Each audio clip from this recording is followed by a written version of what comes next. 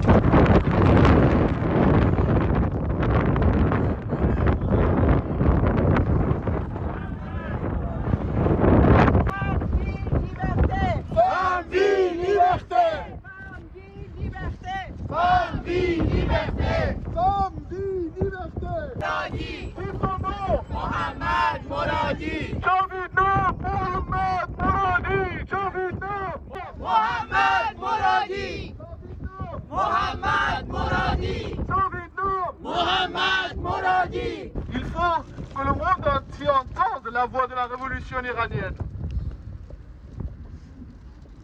On peut penser que la révolution en Iran c'est un peu étouffé.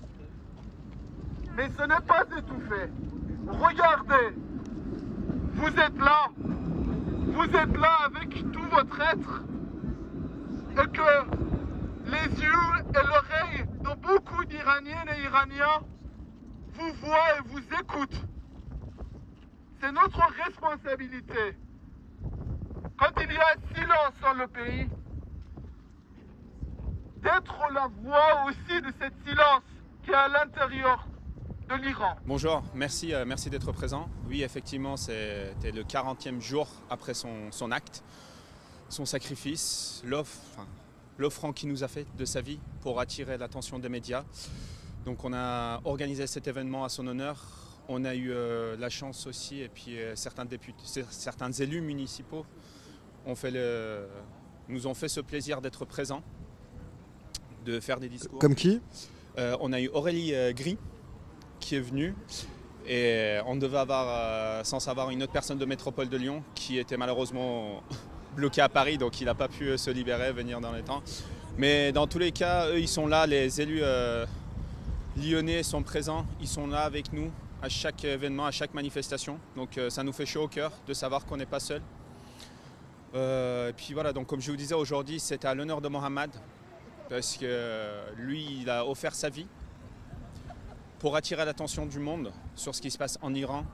L'Iran fait partie des oubliés du présent, je ne vais pas dire de l'histoire, mais du présent malheureusement, comme d'autres pays. Et Mohamed ne pouvait plus supporter cette situation.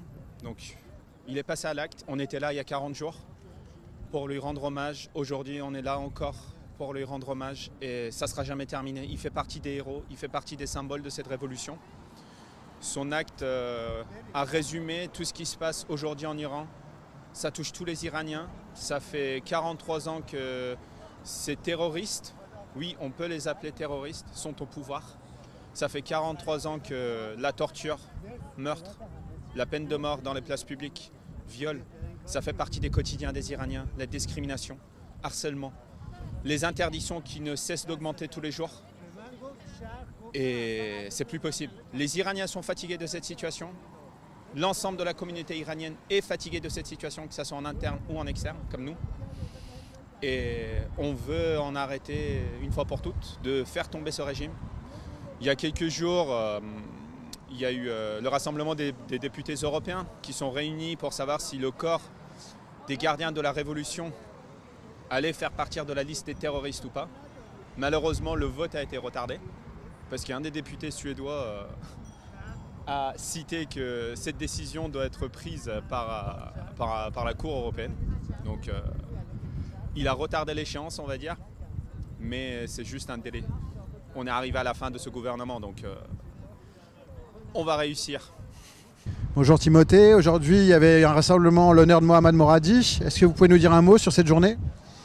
Alors c'était le 40e jour de la mort de Mohammad Moradi. Alors si vous voulez, en Iran, il y a une tradition, surtout une tradition révolutionnaire, de faire des manifestations après les manifestations.